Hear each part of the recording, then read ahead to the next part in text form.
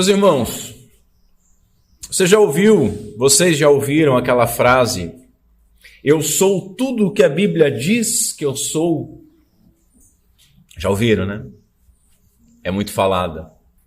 O que você responderia a isso numa forma de pergunta, de questionamento? Você diria que é abençoado? Você diria que é mais do que vencedor? Você diria que é filho de Deus?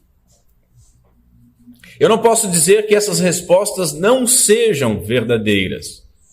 O que eu posso dizer é que essas respostas não são verdadeiras para todos. Irmãos, todo fim tem o seu próprio começo. E após a queda do homem, o nosso começo universal, como todos os homens, ele não é tão triunfante assim, como essas expressões podem dar a impressão.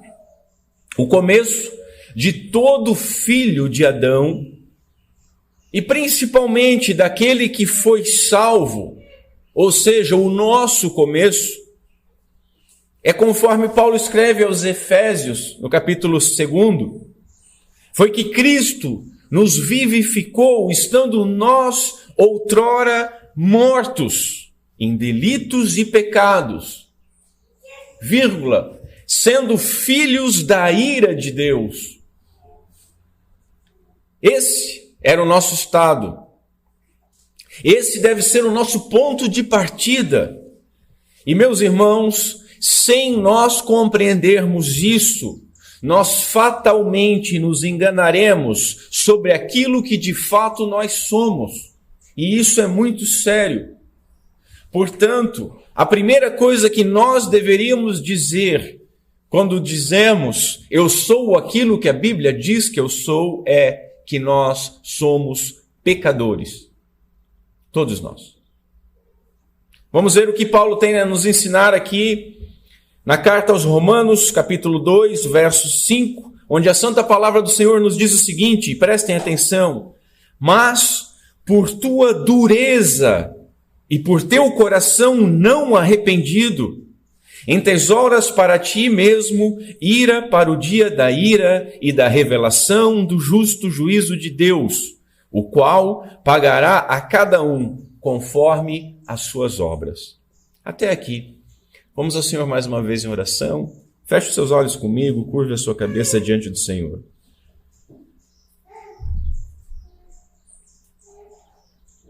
Senhor,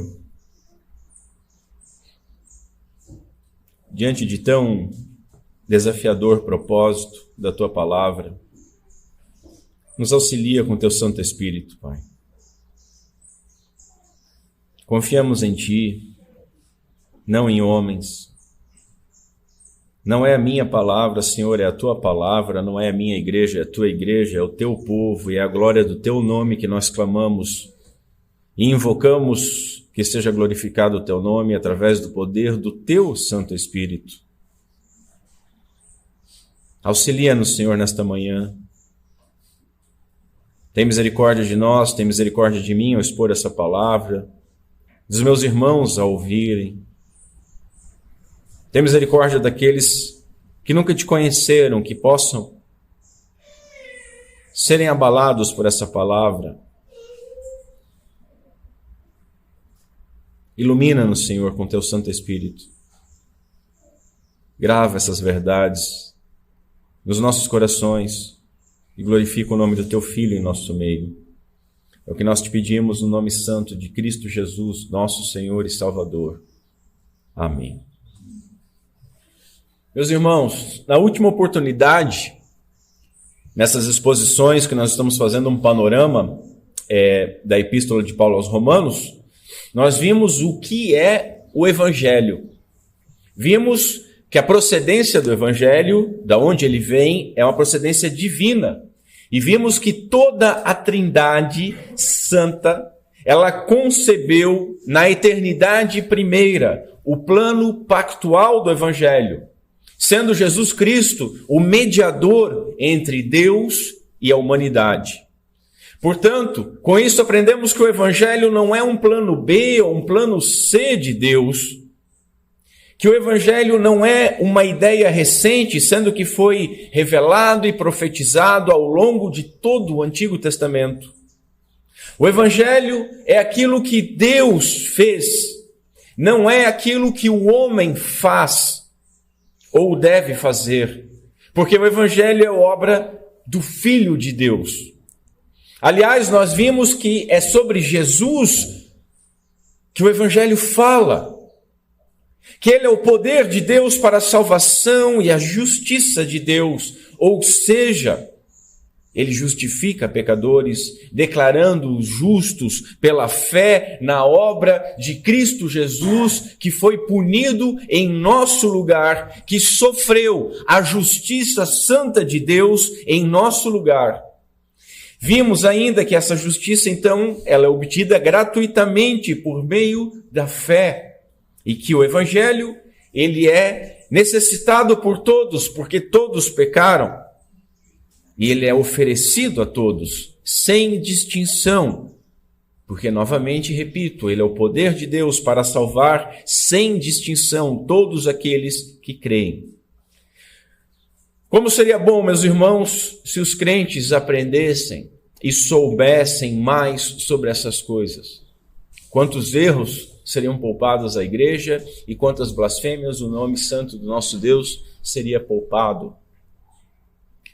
Semana passada à noite, eu expus um dos sermões mais difíceis que eu já proferi na minha vida, sob o título da insensatez da juventude, baseado em Gênesis 34. Alguns jovens nem falaram comigo no final do culto. Na ocasião eu falei o que eu repito hoje, agora. Como eu gostaria de ter ouvido aquele sermão na minha juventude. Esse sermão de hoje, meus irmãos, não será menos difícil. E eu espero, sinceramente, ser eu mais esmagado expondo esse sermão do que quando eu trabalhei nele.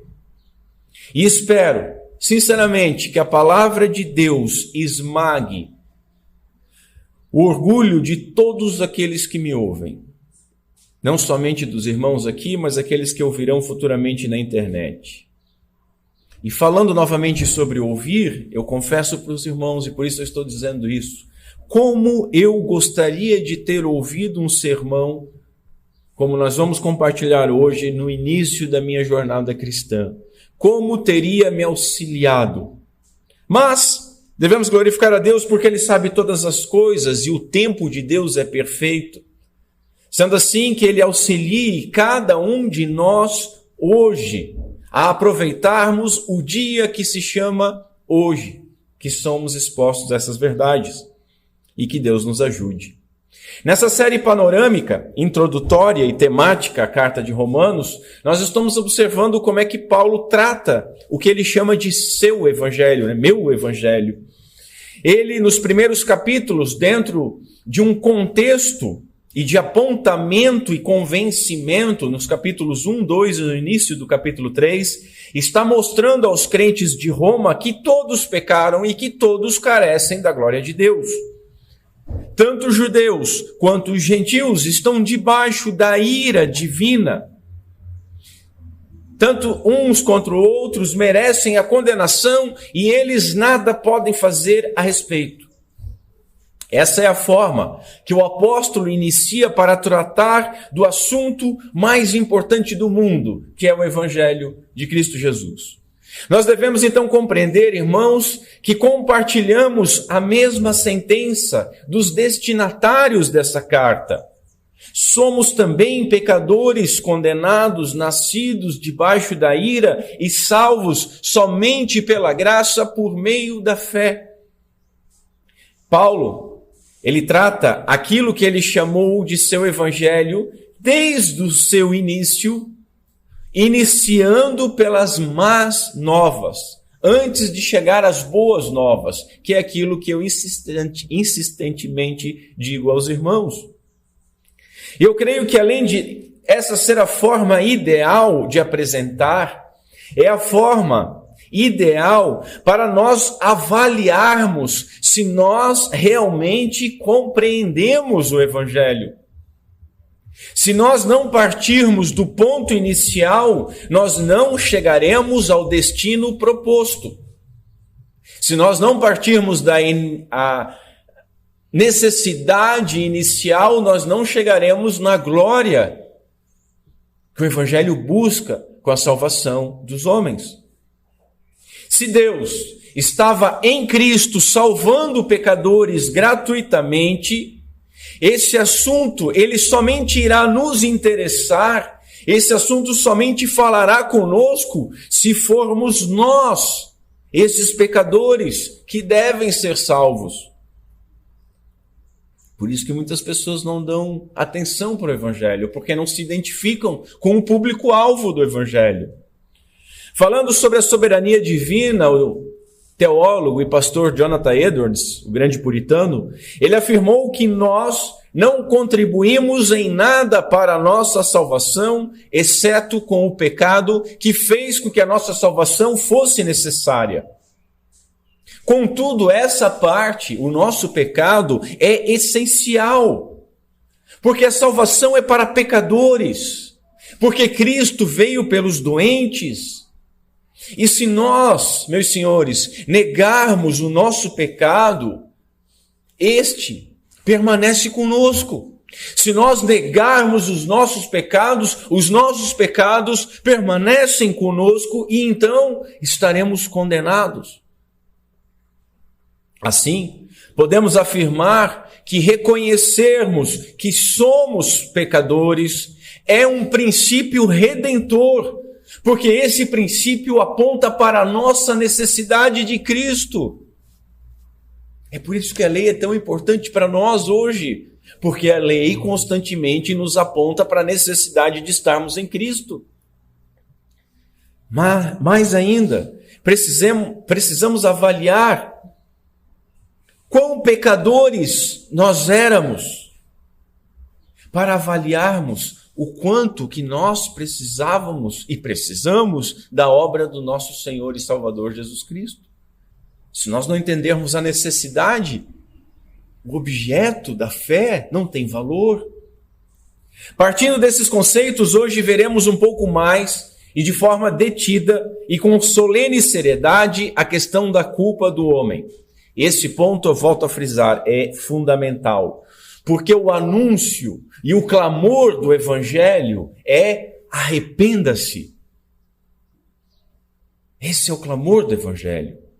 Pois, como falamos, o Evangelho é o poder de Deus para a salvação de todo homem. Por quê? Porque todos pecaram e estão destituídos da glória de Deus. Todos nós, igualmente, necessitamos desesperadamente dessa salvação que é gratuitamente oferecida. Muito bem, sabemos que todos pecaram. Sabemos que todos estão debaixo da ira de Deus até que se arrependam. Nós sabemos, esses conceitos já estão fáceis para nós. Mas, será que realmente e verdadeiramente nós já nos incluímos nesse todos? Essa é a grande questão. Quando nós ouvimos que todos pecaram, será que esse todos diz respeito a nós ou nós ficamos fora? Todos é somente todos os outros, menos nós.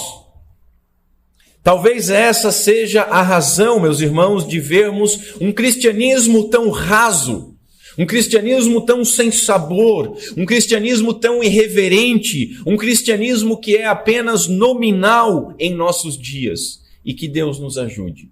Meu primeiro ponto é: o caminho de todos os homens conduzia ao mesmo destino, ao inferno. Após demonstrar a culpa do homem e o justo juízo de Deus, Paulo começa a responder aqui no capítulo 3 as objeções, como nós vimos, do seu interlocutor imaginário. Paulo imagina alguém fazendo questões para ele e passa a responder essas questões. E ele passa dizendo: pois bem, devemos concluir que nós, judeus, somos melhores que os outros? Não, de maneira nenhuma. Pois já mostramos que todos, judeus ou gentios, estão sob o poder do pecado. Guardem isso. Estamos sob o poder do pecado. Todos estão debaixo do pecado. Mais à frente, o apóstolo afirma, na sua carta, que Deus colocou a todos debaixo da desobediência, para que de todos ele tivesse misericórdia, capítulo 11. Ou encerrou todos debaixo do pecado, para mostrar misericórdia para com todos, conforme uma outra tradução. Isso significa dizer, senhores, que todos são pecadores e que agradou a Deus nivelar por baixo, nivelar toda a humanidade desta forma, para quê? Para que ninguém se vangloriasse. Ninguém pode se vangloriar, porque ninguém é salvo por mérito. Todos são salvos por graça. Essa misericordiosa graça, ela é dispensada a todos aqueles que são salvos. Voltando ao capítulo 3, citando partes de vários salmos diferentes e até de Isaías, Paulo afirma, no verso 9, o seguinte: já mostramos que todos, judeus ou gentios, estão sob o poder do pecado. Todo ser humano, então, está sob o poder do pecado. Portanto, ele vai argumentando, como afirmam as Escrituras no verso 10, ninguém é justo, nem um sequer. Nós temos que compreender isso. Está falando conosco. O padrão da justiça exigido pelo nosso Deus, ele é inalcançável. E não há um justo. Paulo continua, ninguém é sábio, ninguém busca Deus. Meus irmãos, a salvação está no Senhor, mas ninguém quer ir ao Senhor. E Paulo vai argumentar no capítulo 8 que ninguém mesmo pode querer ir ao Senhor se o Senhor não for até ele. Verso 12, Paulo diz que todos se desviaram, todos se tornaram inúteis, ninguém faz o bem, nenhum sequer. Ou seja, toda ação, todo desejo e todo pensamento humano, ele é mau. O homem se desviou da retidão de Deus, e todos os esforços do homem para o bem, eles são inúteis, porque todos os esforços para o bem que o homem faz, eles estão poluídos pelo pecado. É uma fonte que está poluída. Não se tira água pura dessa fonte poluída. Ninguém faz o bem. Sério isso, pastor? Pô, aí você pega pesado. Poderíamos perguntar para as Escrituras, sério isso, Paulo? Calma, vai mais tranquilo com a gente. Mas isso é sério. Veja, os versos 13 e 14 do capítulo 3, ele diz o seguinte: a sua conversa é repulsiva, como o odor de um túmulo aberto, e a sua língua é cheia de mentiras. O homem natural é como uma serpente, possui veneno na sua boca, possui cheiro de morte na sua boca. E esse veneno vem do seu interior. E como nós vimos, o nosso Senhor diz que o nosso mal vem do nosso interior. Não é o que entra, é o que sai do nosso interior que contamina todo o homem. E Paulo está corroborando isso, citando os Salmos. Ele continua dizendo, veneno de serpentes goteja dos seus lábios, sua boca é cheia de maldição e amargura. O homem natural, ele está sempre praguejando, ele está sempre amargurado. Tá, tudo bem, pastor, mas eu conheço uma pessoa que ela não é crente, mas ela é tão alto astral, está sempre com um sorriso, sempre com palavras para cima. Meu irmão, nesses se cumpre o que foi dito. A sua conversa é repulsiva, a sua língua é cheia de mentiras. Mentiras, porque eles falam de uma paz que não existe, de uma ilusão. Eles têm a sua segurança firmada em absolutamente nada e esperam poder fazer o suficiente para serem bons de alguma forma por si mesmos. Todavia, Paulo sentencia: ninguém faz o bem, nenhum sequer. O homem apressa-se para o mal. Se nós olharmos ao nosso redor, nós vamos ver que temos que concordar com Paulo, e não podemos dizer que Paulo mentiu quando ele disse o seguinte: apressam-se em cometer homicídio, por onde passam, deixam destruição e sofrimento. Versos 15 e 16. Irmãos, isso não é o retrato do nosso mundo. E eu vou mais longe. Quando você acorda de manhã, que você está ali escovando os seus dentinhos, você está olhando assim num objeto que reflete, chama-se espelho, você está vendo exatamente essa pessoa. Aonde nós passamos, nós deixamos um rastro de destruição e sofrimento. Por nós mesmos, é isso que nós fazemos. Andam inquietos. Reafirmo, o homem natural, ele não tem paz. Ele pode ter tudo, meus irmãos. E muitos crentes, o evangelho tem sido tão deturpado que tem sido ensinado conceitos errados para os crentes. E muitos crentes, isso não é novo, Davi já fala isso no Salmo 73, muitos crentes olham para os ímpios com inveja daquilo que os ímpios têm, sendo que os ímpios não possuem absolutamente nada que seja necessário para o seu prazer, para a sua alegria e para a glória de Deus. O homem natural não tem paz, ele pode ter tudo. Ele pode ser inclusive acomodado e totalmente indiferente para as coisas de Deus, ele nem ouve a sua consciência. Ele pode ter muito dinheiro, ele pode ter muita saúde, mas ele não tem paz. Verso 17, não sabem onde encontrar a paz. Resumindo, o homem natural, ele é imprudente e é tolo. A Bíblia nos fala que o temor do Senhor é o princípio da sabedoria. Mas no verso 18, Paulo diz que esses não têm o menor temor de Deus. E no verso 11 ele já tinha dito, ninguém é sábio, ninguém busca Deus. Você vai dizer o seguinte, pastor, você está sendo muito duro. Existem pessoas boas, existem pessoas que fazem o bem, mas todos os seus atos bons são maus em si, porque eles não foram feitos por fé. E eles não foram feitos para a glória de Deus. Nós, muitas vezes, não compreendemos isso. A nossa reguinha de julgar o que é bom, o que é mal, esquece da fé e esquece da glória de Deus.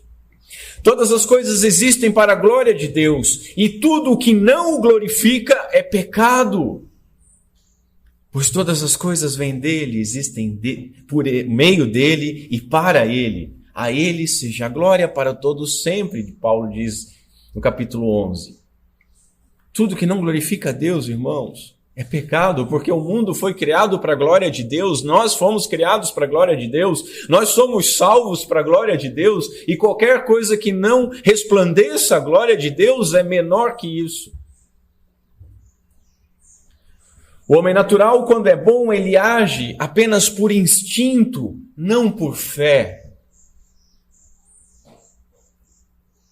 Eles não fazem as suas obras, eles não fazem as suas coisas mais conscientes do que uma ave quando ela migra de um lugar para o outro na mudança de estação.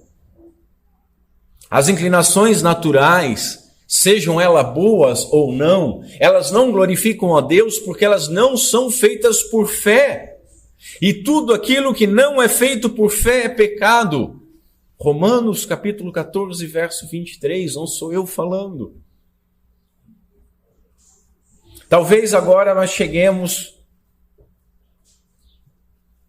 no primeiro nervo exposto dessa exposição. E é o primeiro lugar que eu quero dar um peteleco para que você sinta e para que eu sinta e para que Deus seja glorificado por esse sentimento.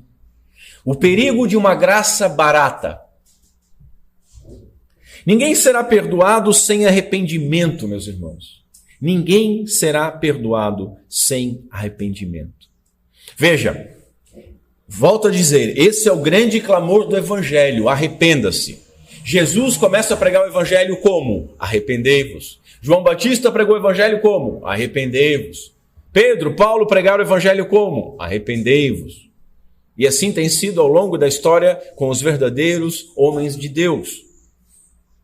E ninguém se arrependerá verdadeiramente, realmente, caso não se confesse como sendo pecador.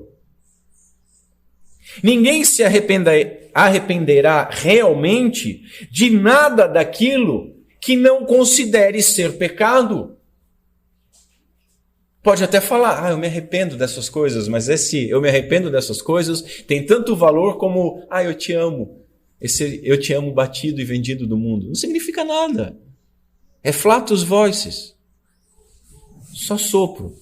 Calma, flatus não necessariamente significa flatulência. Só um sopro. Só um ar que saiu e não significa nada. Não tem fundamento. Não enxergando a sua essência como a de um pecador, e não só um pecador, mas um pecador condenado, o homem ele começa a se arrepender de sintomas exteriores, limpando apenas o exterior do copo. Mas no seu interior permanece a morte. Ele não trata da doença como uma fonte contaminada pelo pecado que jorra churume. Antes de se tornar um caudaloso rio, quando ainda é um córrego, é como se esse homem pegasse um pacotinho de cloro e jogasse ali, naquele churume. Talvez mais à frente, a partir dali, não seja tão mal cheiroso, mas a fonte não foi mexida, não foi modificada, e continuará a jorrar a mesma imundície. É por isso que Jesus diz que uma árvore boa não pode dar mau fruto, e uma árvore má não pode dar bom fruto, porque você não vai numa macieira colher uvas. É impossível. O que acontece? O adúltero, ele pode deixar de trair fisicamente a sua esposa, mas ele pode continuar desejando a mulher do próximo. Assim, o homem se arrepende de um pecado ou de outro, mas ele não compreende que esses pecados, eles são frutos de uma natureza caída, de uma natureza morta para Deus, que ele precisa confessar que habita nele e que ele precisa matar, morrer para si mesmo e continuar mortificando a sua carne constantemente. Portanto, como Paulo diz, por tua dureza e por teu coração não arrependido, entesouras para ti mesmo ira para o dia da ira e da revelação do justo juízo de Deus. Que verso sério. As pessoas podem se aproximar de uma graça barata por pensarem movidas por um falso silogismo. O que é um silogismo? É um raciocínio lógico que se obtém uma conclusão a partir de premissas. Só que se essas premissas estiverem erradas, a conclusão vai ser errada. E as pessoas podem começar a pensar, e têm pensado da seguinte maneira: todo mundo diz que o Senhor perdoa pecados. Legal. Todos são pecadores. Legal. Então eu sou pecador. Logo eu estou perdoado, porque o Senhor perdoa pecados. E todos são pecadores, eu sou pecador, isso fechou. Esse cristianismo tem sido divulgado. Uma graça barata. Uma correta compreensão, ainda que com seus defeitos, seria da seguinte maneira: o Senhor, ele perdoa pecadores arrependidos.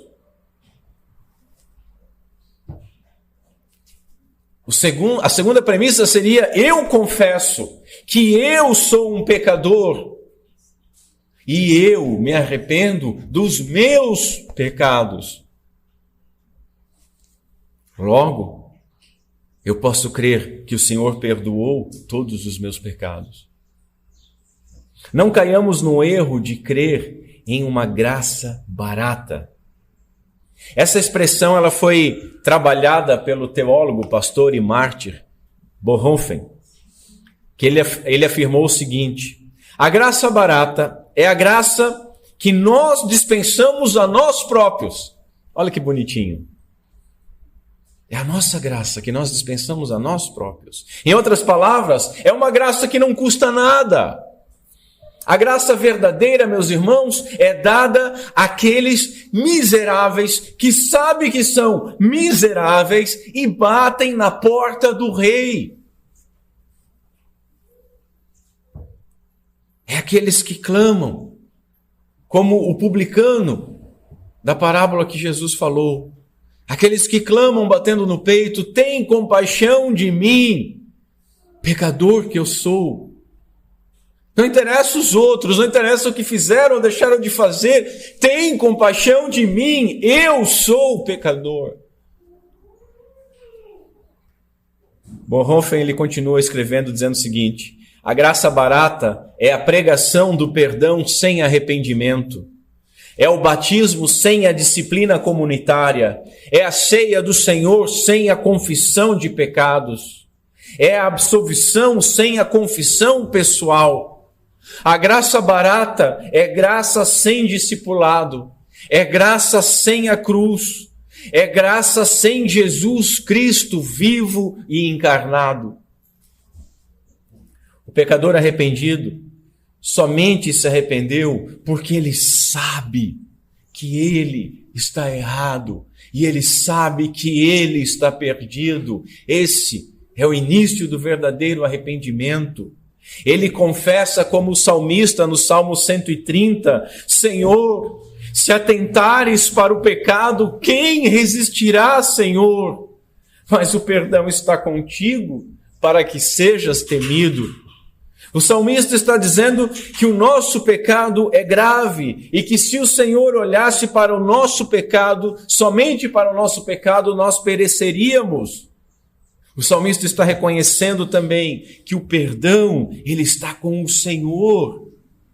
Assim, nós somos conduzidos a temer aquele que nos perdoa. Ou melhor dizendo, nas palavras de Jesus, temam somente a Deus, porque pode destruir no inferno tanto o corpo quanto a alma. Nós vimos isso em Mateus.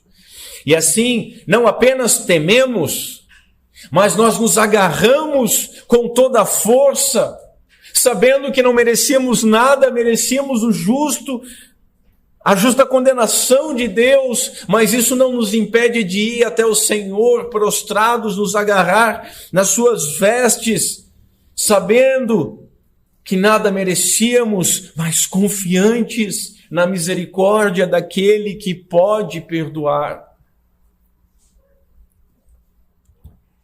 Em segundo lugar, meus irmãos, vamos ver o simul justus et peccator, e a lei do pecado. O cara fala até latim aqui, até parece que ele sabe falar latim. Simul justus et peccator é uma frase cunhada por Martinho Lutero. E ela significa que o crente ele é simultaneamente justo, justificado por fé. Então ele é justo diante de Deus por causa da obra de Cristo Jesus. Ele foi declarado e não feito. Declarado justo judicialmente e não feito justo. Mas ele é simultaneamente pecador. Ele continua sendo pecador. Assim, aprendemos que o crente também peca. O crente ele não vive pecando. Ele não vive na prática do pecado. Contudo, todo crente peca. Vamos deixar João, que ele sabe falar isso melhor do que eu. Na sua primeira carta ele escreve o seguinte. Prestem atenção. Quem vive no pecado transgride a lei, pois todo pecado é contrário à lei. E vocês sabem que ele veio para tirar os nossos pecados, e nele não há pecado. Quem permanece nele não continua a pecar. Guarde esse continua.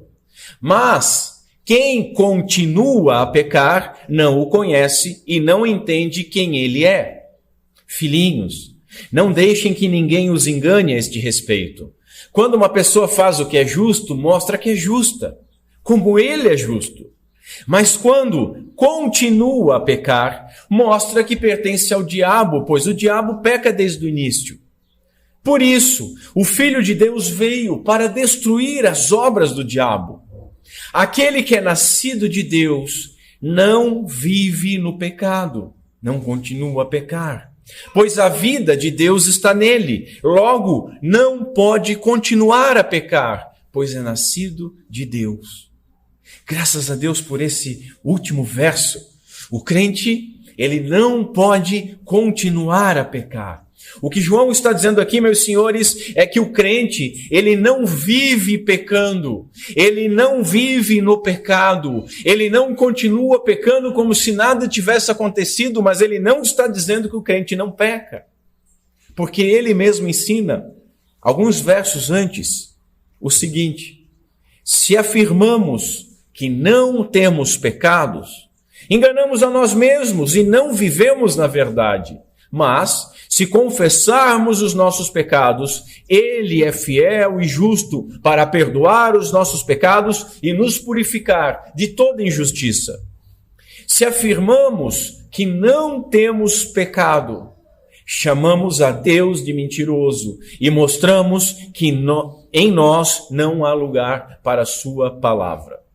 Ou seja, o crente que diz que não tem pecado, ele é mentiroso e faz de Deus mentiroso. Eu já estive em lugares em que, se você disser, eu sou um pecador, as pessoas vão dizer assim: não fale isso, palavras têm poder. Não diga que você é um pecador, porque você está se condenando. Diga, eu sou mais que vencedor. Não diga que você é pecador, porque Jesus morreu por todos os seus pecados, mas a Bíblia diz que eu sou. Não diga isso. Mas é a Bíblia. Não, você não tem pecado, mas a Bíblia diz, não, você não tem. Eu prefiro ficar com a Bíblia, irmãos, e eu espero que os senhores também fiquem com a Bíblia. A melhor analogia que eu já li sobre essa luta, como nós lemos na liturgia em Romanos 7, essa luta contra o pecado e ainda pecar, foi uma analogia que comparou a conversão do crente com as duas vindas de Cristo. E aí eu vou pedir ajuda ao pastor e teólogo Chris Lundgaard, que esboçou essa analogia. Ele diz o seguinte, e prestem atenção: na sua primeira vinda, Jesus estabeleceu o seu reino no mundo. Ele já está governando e reinando. Ele derrotou o Deus desta era. Ele está sentado à mão direita do Pai. Lá está o seu trono. No entanto, a oposição ainda permanece e a batalha ainda continua. Na sua segunda vinda, ele consumará o seu reinado, tirando dele todo inimigo.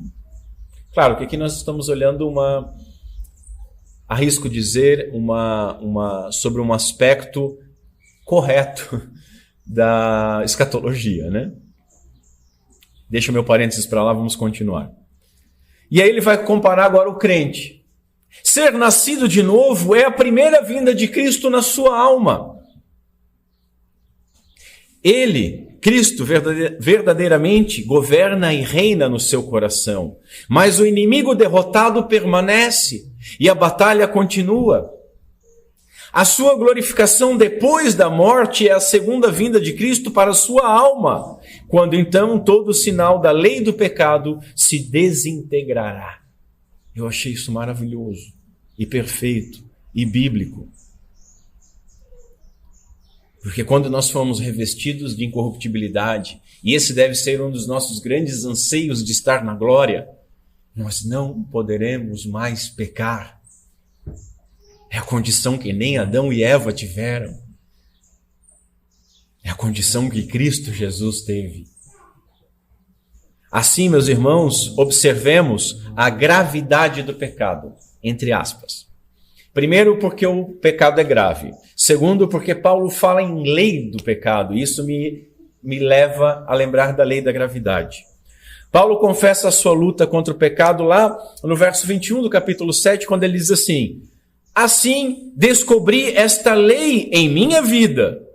As pessoas, tem muitos teólogos que dizem que Paulo está falando de uma experiência anterior ao cristianismo, ou que ele está falando do incrédulo. Mas Paulo está dizendo assim: descobri esta lei em minha vida. Quando quero fazer o que é certo, percebo que o mal está presente em mim. Ele continua argumentando que há uma lei. E Paulo chama essa lei de lei do pecado e da morte, ou então ele chama de o pecado que habita em mim, ou o pecado que habita em nós. Essa lei sempre o empurra para baixo, tal como a lei da gravidade. Irmãos, a lei da gravidade, descrita de uma maneira bem simplista, é uma força que atrai os corpos para baixo. É uma lei que, mais do que um preceito, ordena que as coisas tomem certa direção. Vocês já viram em espaçonaves, onde não tem gravidade, as coisas ficam voando no ar. Mas nós somos atraídos para a Terra. Há essa lei, há essa força que atrai. E essa é uma boa forma de interpretarmos o que Paulo chamou de lei do pecado. Muitos confundem, quando Paulo fala ali no capítulo 7, só ali no capítulo 7 ele fala uns 4 tipos de lei diferentes. E muitos querem interpretar que é tudo a mesma lei, que seria a lei de Deus, mas não é a lei de Deus. Ele está fazendo uma analogia e ele está comparando a lei de Deus com outra coisa. Ele está usando esse outro termo de uma forma metafórica, contrastando a lei de Deus, que é um preceito santo, espiritual, como ele mesmo fala, com essa outra lei. A lei de Deus são preceitos ordenados para nós e que devem ser cumpridos, mas para serem cumpridos, eles precisam do quê? Da ação daquele que vai obedecer. Como é que eu obedeço a lei de Deus? Obedecendo a lei de Deus, eu tenho que fazer alguma coisa. A lei da gravidade, por outro lado, creio que foi determinada por Deus, ela é uma força que obriga os objetos a permanecerem na terra. Compreendem a diferença? Uma maçã numa macieira, quando ela cai, quando chegou o tempo de maturação dela, ela cai, ela não pensa assim, ali fechadinha nela mesma, eu tenho que obedecer à lei da gravidade, por isso agora eu vou com toda a força para a terra. Ela não faz isso. Há uma força exterior que atrai essa maçã para a terra e que fica tentando atrair, enquanto que esse caulezinho não resseca, ela fica ali. Dessa forma, isso que Paulo chamou de lei do pecado e da morte, ou o pecado que habita em nós, é uma força como a da gravidade que nos impele ao erro. É a poluição do pecado, nas palavras de Francis Schaeffer. Nós somos poluídos pelo pecado. Nós todos encontramos essa lei dentro de nós. E vamos encontrar essa lei dentro de nós até o dia da nossa glorificação, quando então não pecaremos mais. É por isso, meus irmãos, que o crente peca. E é por isso que o crente necessita de arrependimento constante. É por isso que o nosso Senhor ensinou a orar diariamente, perdoa as nossas dívidas. É por isso que nós fazemos confissão de pecados no início dos cultos, antes da ceia do Senhor, onde nós temos a oportunidade de renovar a nossa aliança com Deus pelo sangue de Cristo Jesus. É por isso que João escreveu o seguinte ainda: meus filhinhos, escrevo-lhes estas coisas para que vocês não pequem.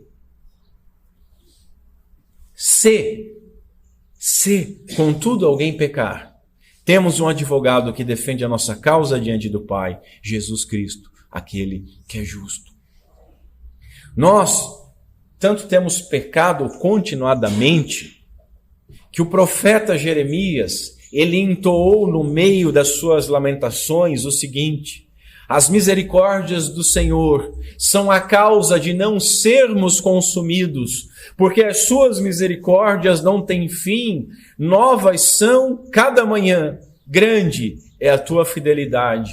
Ou seja, é a misericórdia amorosa de Deus que se renova a cada manhã, que nos concede graça para que nós não sejamos consumidos pelos nossos pecados diários. Por isso Paulo escreveu: por tua dureza. Entende o que eu quero falar com esse verso? Por tua dureza e por teu coração não arrependido, entesouras para ti mesmo ira para o dia da ira e da revelação do justo juízo de Deus. Todos nós conhecemos os 5 solas da Reforma, os 5 somente da Reforma. Somente a graça, somente a fé, somente glória a Deus, somente Cristo, somente a Escritura. A gente conhece isso. Mas eu quero apresentar hoje um outro sola para os irmãos. O sola peccator. Somente pecador. Pense comigo. Se o salvo, ainda que ele não viva no pecado, ele peca, porque há uma lei que o impele ao pecado, uma força. O não salvo, ele pode somente viver pecando. Ele vive naquilo que João chamou de prática do pecado. Ele não pode fazer outra coisa, porque Paulo diz que ele não pode se inclinar para as coisas de Deus, porque ele faz as coisas não para a glória de Deus. Tudo que ele faz é pecaminoso. Ele é sola peccator, somente pecador. E aqui está o segundo nervo exposto da exposição que eu quero ir lá dar um peteleco.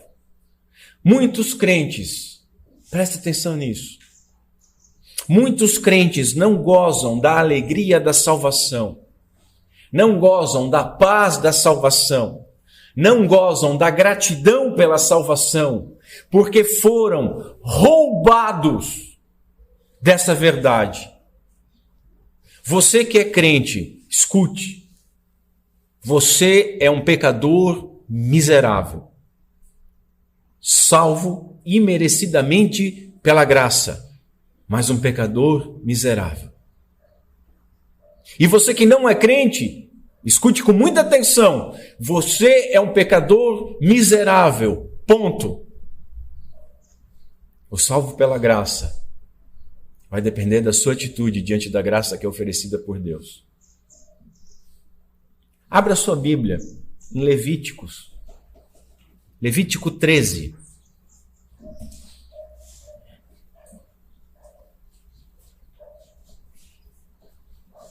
Levítico 13, verso 12. Enquanto os irmãos acham, eu falo daqui. Eu confesso, meus irmãos, que eu nunca havia compreendido essa lei que está sendo descrita por Moisés aqui em Levítico. Mas na semana passada, pela graça do nosso bom Deus, Charles Spurgeon, ele me auxiliou. Eu sou grato a Deus pelos seus servos. Chegaram lá no texto? O texto diz assim: se a lepra se espalhar muito e cobrir toda a pele da pessoa que tem a mancha, da cabeça aos pés, em todas as partes que os olhos do sacerdote podem verificar, este a examinará. E se a lepra tiver coberta todo o corpo, declarará pura a pessoa que tem a mancha. Já que tudo se tornou branco, a pessoa está pura. Até aqui. Que verso doido esse, meu irmão. Que verso maluco. Todos nós sabemos que a lepra, na Bíblia, ela define, além da lepra, várias, ou melhor dizendo, toda espécie de doença de pele. Aqui no verso, esse esbranquiçar, ele nos dá a impressão de ser uma forma de vitiligo. Não da lepra comum, mas do vitiligo. A lepra na Bíblia, os irmãos sabem também, ela é um símbolo do pecado. A gente viu isso quando Jesus cura o leproso. Agora analise comigo. Se um leproso, pecador, ele deveria ser afastado da comunhão de uma forma brutal. Como que alguém que está completamente coberto pela lepra, ou seja, é todo pecador, deveria ser restaurado para a comunhão? Você está compreendendo isso, meu irmão? Esse é o ponto que eu tenho em mente hoje. Porque poucas pessoas são tolas o suficiente de se acharem bons e santos. Ninguém é perfeito, é um mantra, é uma confissão universal, mas que ela é mais inflada por autojustificativa do que por humildade. Quando alguém diz ninguém é perfeito, ele não está dizendo eu tenho defeitos, ele está dizendo todos os outros também têm defeitos. É isso que ele está dizendo. Então para de olhar para o meu. O que eu estou tratando é que enquanto o pecador, e mesmo aquele que se confessa como crente, você que tem vindo domingo após domingo sentado aqui me ouvindo, enquanto você não compreender que era todo pecado, totalmente pecador, você não desfrutará do perdão. Porque ainda haverá um quê de justiça própria, uma vírgula de justiça própria. Não, eu precisava de restauração nisso, mas aqui... Lembra, eu já falei para os irmãos daquele evangelismo que eu vi, que o cara foi pregar a respeito de Jesus e começou a falar sobre os pecados, e aí ele foi dar o testemunho e ele disse, olha, sinceramente, Jesus não mudou muito na minha vida, porque eu não roubava, não matava, não fumava, não... Então, assim, eu não vi muita coisa na minha vida, mas na sua...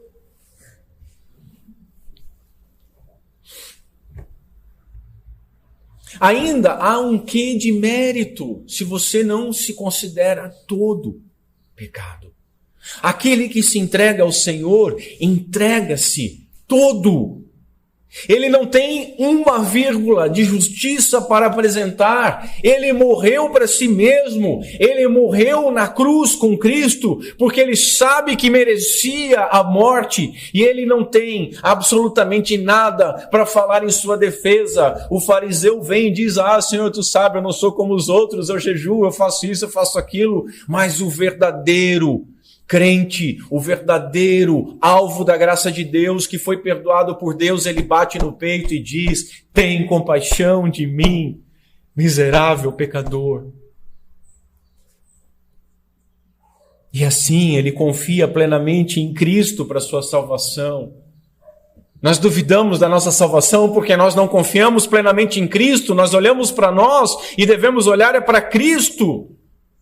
Sobre esse verso de Levítico, Spurgeon ele escreveu o seguinte: quando um homem se vê completamente perdido e arruinado, coberto por inteiro pela corrupção do pecado e em parte alguma livre da contaminação, quando renuncia a toda a justiça que poderia ter e se declara culpado diante de Deus, nesse momento ele é limpo pelo sangue de Jesus Cristo e pela graça do nosso Deus.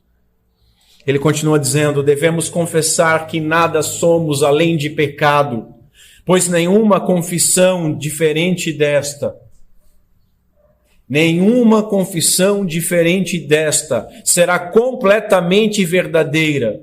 E se o Espírito Santo de Deus opera em nós, convencendo-nos do pecado, não haverá dificuldades de reconhecer esse fato. Fluirá espontaneamente dos nossos lábios. Que consolo, ele diz, o texto concede àqueles que estão sobre profundo senso de pecado. Eu amo quando eu leio os puritanos que falam sobre profundo senso de pecado. E por que nós tínhamos uma geração como os puritanos? Com um profundo senso de pecado. E hoje nós temos esse banzé, essa algazarra, esse circo dentro das igrejas. Porque falta um profundo senso de pecado. Sem um profundo senso de pecado, a graça é uma graça barata.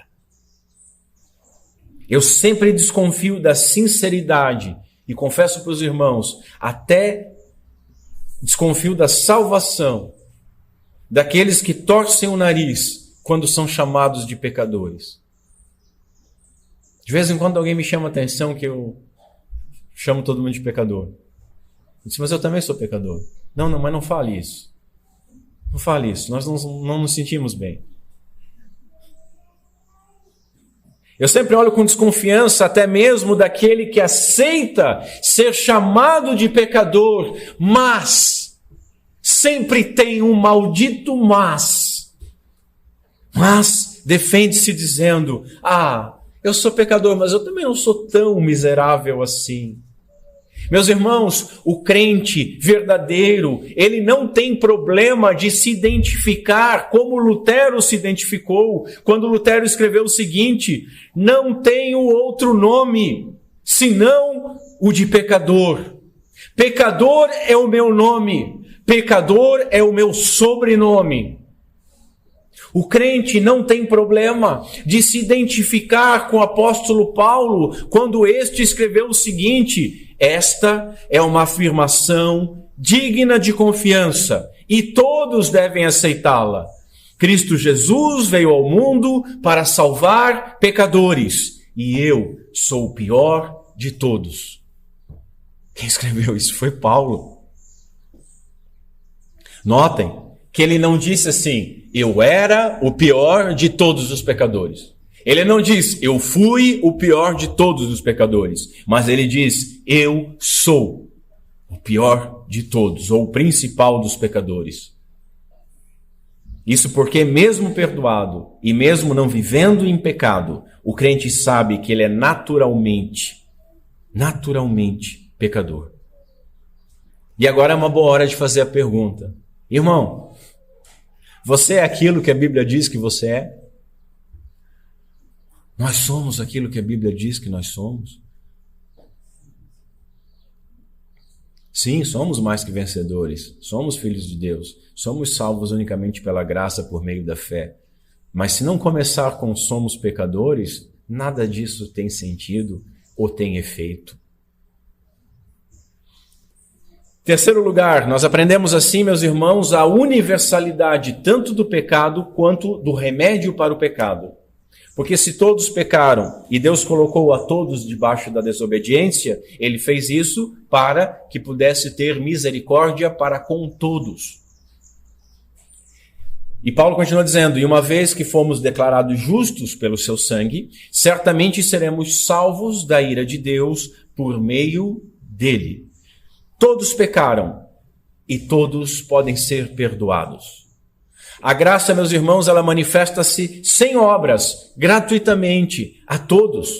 Veja o que Paulo diz: mas agora se manifestou sem a lei a justiça de Deus, tendo testemunho da lei e dos profetas, isto é, a justiça de Deus pela fé em Jesus Cristo, para todos e sobre todos os que creem, porque não há diferença. Porque todos pecaram e destituídos estão da glória de Deus, sendo justificados gratuitamente pela sua graça, pela redenção que há em Cristo Jesus.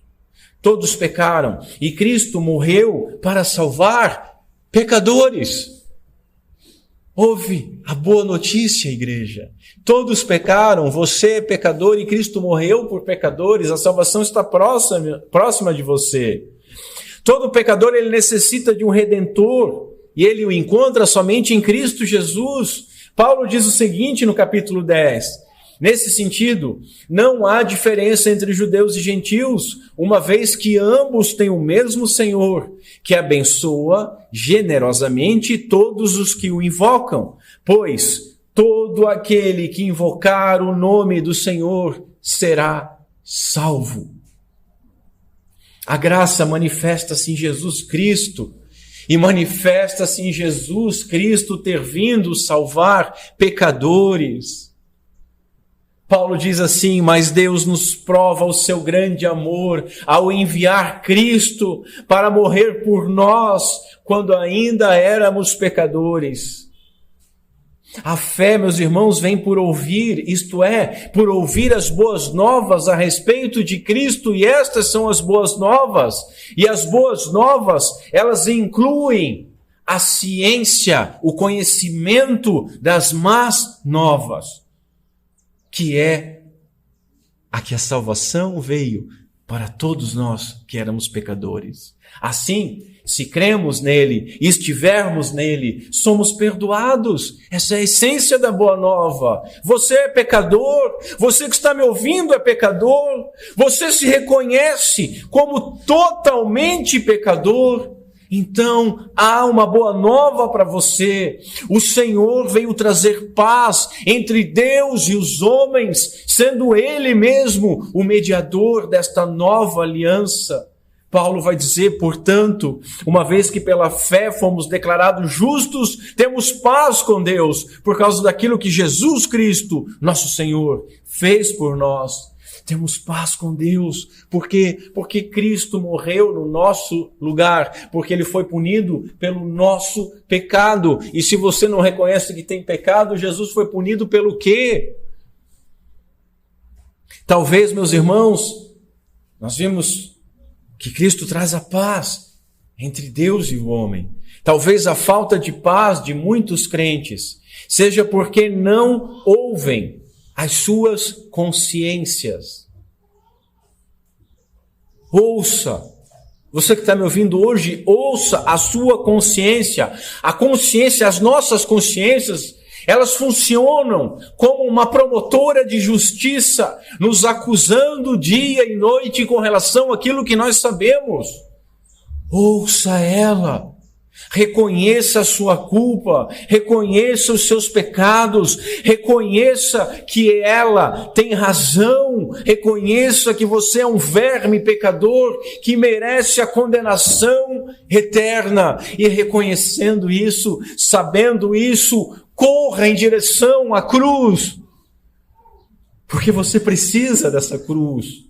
Se você não reconhecer isso, você pode esperar mais um dia, você pode esperar mais uma noite, você pode deixar para lá, você pode pensar e começar a discutir com a sua consciência. Não, veja bem, mas eu não sou tão assim. Mas se você compreendeu isso, você corre desesperadamente para a cruz de Cristo Jesus. Corra em direção àquele que perdoa pecados, aquele que está com as suas mãos perfuradas, estendidas a você, daquele que pode te purificar de todos os pecados, que pode retirar toda a acusação, porque todos pecaram, diz Paulo, e destituídos estão da glória de Deus, sendo justificados gratuitamente. Que palavra maravilhosa! Pela sua graça, pela redenção que há em Cristo Jesus. Portanto, uma vez que pela fé fomos declarados justos, temos paz com Deus por causa daquilo que Jesus Cristo, nosso Senhor, fez por nós. Paz com Deus. E ainda mais à frente ele diz: agora, portanto, não há nenhuma condenação para os que estão em Cristo Jesus. Citei Romanos 3, Romanos 5 e Romanos 8. Você acha que não é merecedor? Você acha que não é merecedor disso? Ótimo! Se você entendeu que não é merecedor, ótimo, porque isso é verdade. Mas essa é uma boa nova para você. Deus nos prova do seu grande amor ao enviar Cristo para morrer por nós, quando ainda éramos pecadores. E uma vez que fomos declarados justos pelo seu sangue, certamente seremos salvos da ira de Deus por meio dele. Cristo morreu e ressuscitou para redimir pecadores e merecedores. Ele não veio pelos sãos. E todo aquele que não se enxerga tão doente assim, que acha que pode fazer por merecer, esses estão fora da graça. A graça é o favor gratuito e imerecido. É a misericórdia destinada a miseráveis. Você reconhece que não tem nada de bom? Se você parar de se medir pelos outros e começar a se medir pela santidade de Deus, se medir pela sua lei revelada, você verá que é um merecedor da condenação. Você então conseguirá clamar junto com o apóstolo Paulo no capítulo 7, quando Paulo diz o seguinte: como eu sou miserável! Quem me libertará deste corpo mortal dominado pelo pecado? Se essa é a sua condição, meu irmão, eu posso chamar você de irmão, porque você deve glorificar a Deus. Pois essa é a disposição dos salvos. Eles sabem que havia uma condenação que era merecida e que era justa, mas eles também sabem que agora, portanto, já não há nenhuma condenação para aqueles que estão em Cristo Jesus. Quarto e último lugar, atentemos para a palavra de Deus. Não sejamos duros. Olha o verso que nós estamos, o verso-chave de hoje. Por tua dureza e por teu coração não arrependido, entesouras para ti mesmo ira para o dia da ira, o dia da revelação do justo juízo de Deus, o qual pagará a cada um conforme as suas obras. Sem entender o quanto nós somos pecadores, não haverá arrependimento verdadeiro. Sem compreender que somos pecadores e que somente o pecador é perdoado e que Cristo veio pelos doentes e não pelos sãos, simplesmente porque não existe nenhum que seja são, estaremos abrindo mão do primeiro passo da cura, que é o reconhecimento da doença. Se você não consegue reconhecer isso, você está afastado demasiadamente da cura. Reconheça o seu pecado.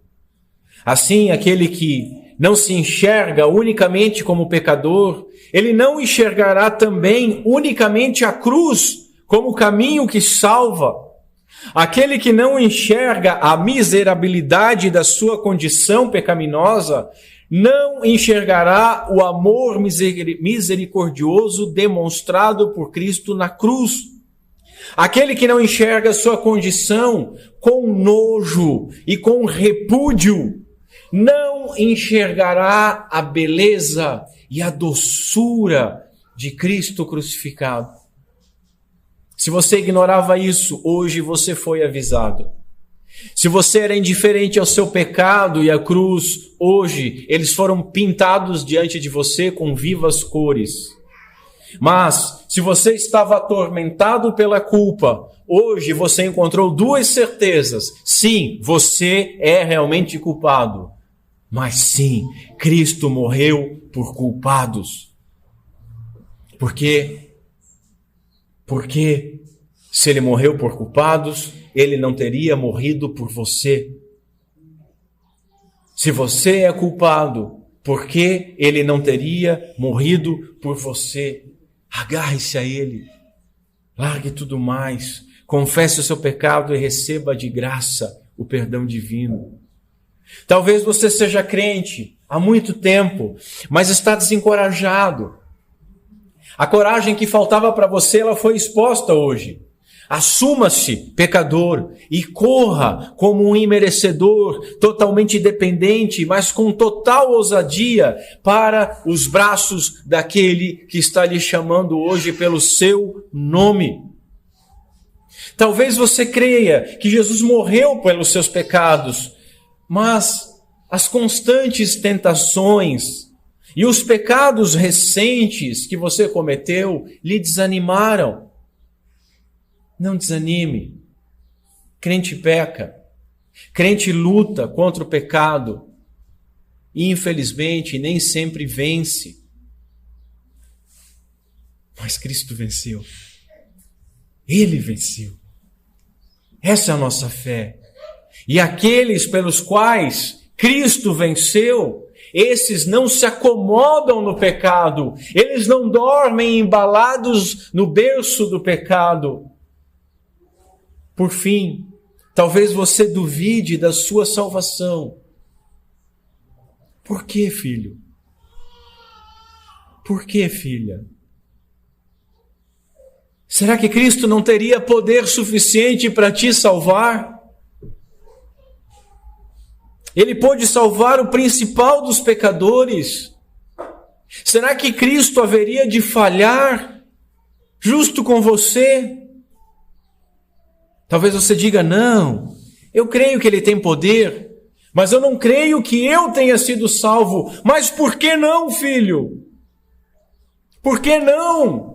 Você acha que é impossível de você ser salvo? Então escute Jesus respondendo aos apóstolos sobre a possibilidade da salvação. E o que ele diz é o seguinte: aos homens isso é impossível, mas a Deus tudo é possível. Se você é pecador, e todos nós somos, você precisa da salvação. E se você entende que é pecador, entende que está doente, entende que Cristo veio pelos doentes. Escute, você não precisa se sentir salvo. Você precisa crer que Cristo veio salvar pecadores e que você é um pecador e que Cristo salva pecadores arrependidos e que você se arrependeu dos seus pecados. Portanto, achegue-se a Ele, crendo, pois Ele jamais lançará fora alguém que vai até Ele com seu coração quebrantado. Vá a Ele nesta manhã, vá a Ele como o filho pródigo foi, mesmo que você creia que será tratado apenas como um servo, vá até Ele e se surpreenda, pois até mesmo o pior dos pecadores, nele é feito herdeiro de Deus, é feito co-herdeiro de Cristo, é adotado por Deus como filho em Cristo Jesus, e é totalmente salvo por meio da graça de Cristo.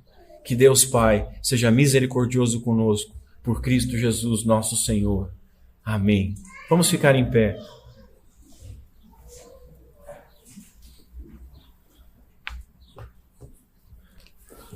Curva sua cabeça. Vamos ao Senhor em oração.